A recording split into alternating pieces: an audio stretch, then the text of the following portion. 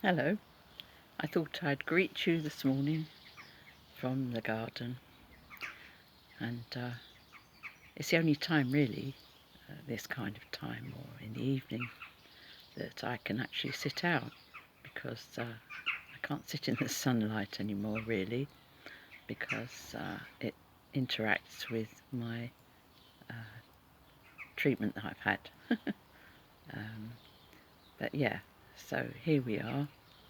It's a lovely summer morning, and I wanted to be outside because a story circulating, very popular too, is about a young lady who lost her doggy, and she was obviously heartbroken, as we all are when we lose our companion animals.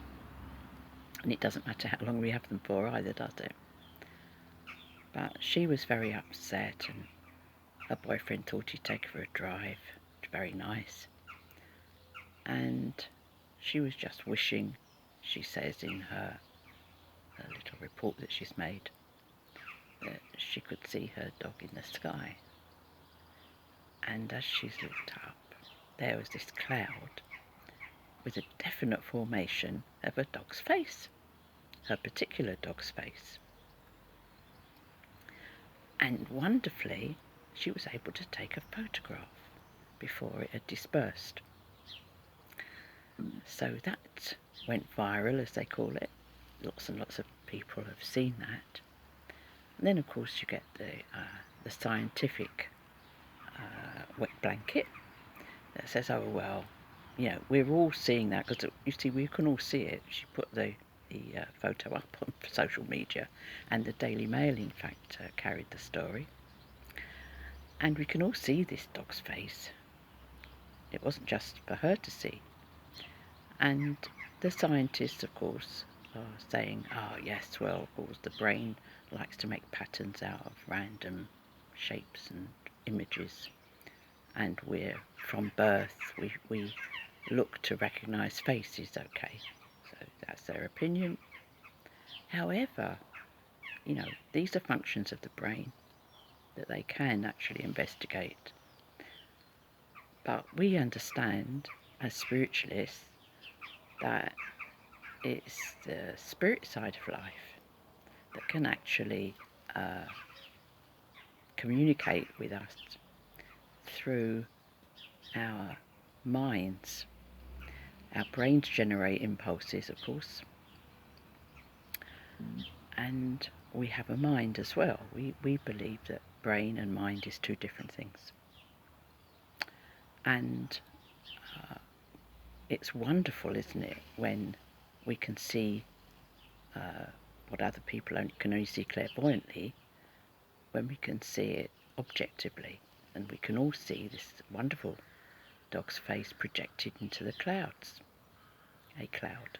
There aren't any clouds out here today, as you can see. It's pretty clear.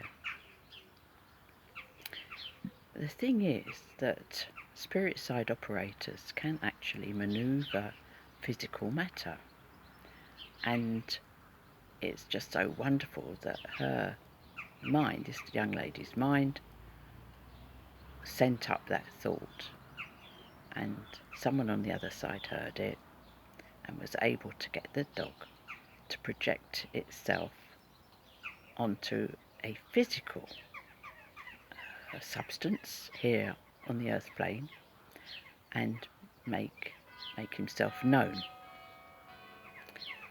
And we have seen that very, very often, thousands of times in spiritualist circles.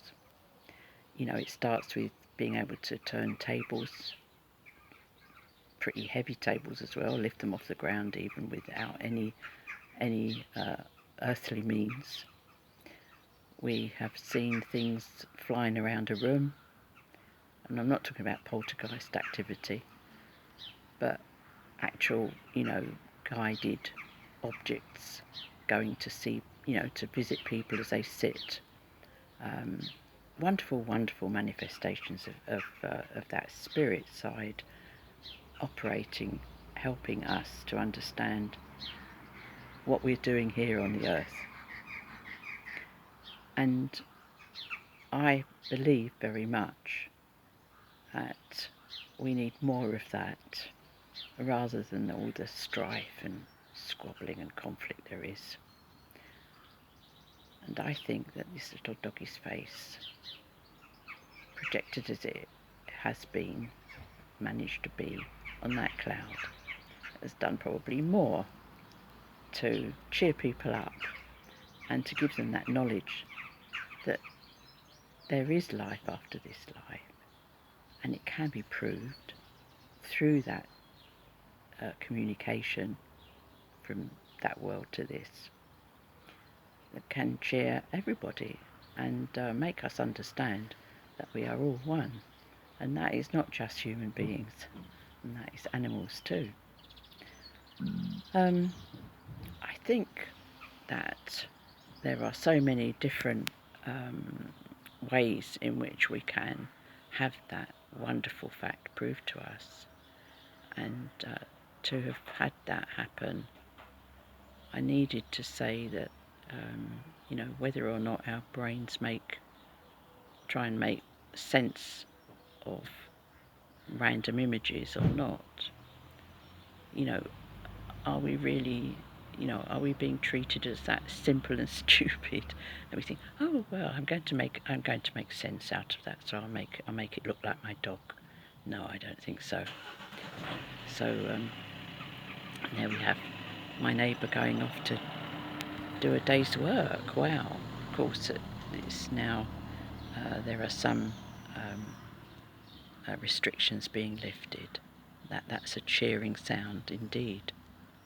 So you see, I hope that you won't be misled by earthly science that tells you that everything is just random. The fact is that people and animals can communicate their presence back to us. They can let us know they're all right in very, very many different ways. And you don't have to be a medium, as this young lady has proved, because you can see something when it's very objective. And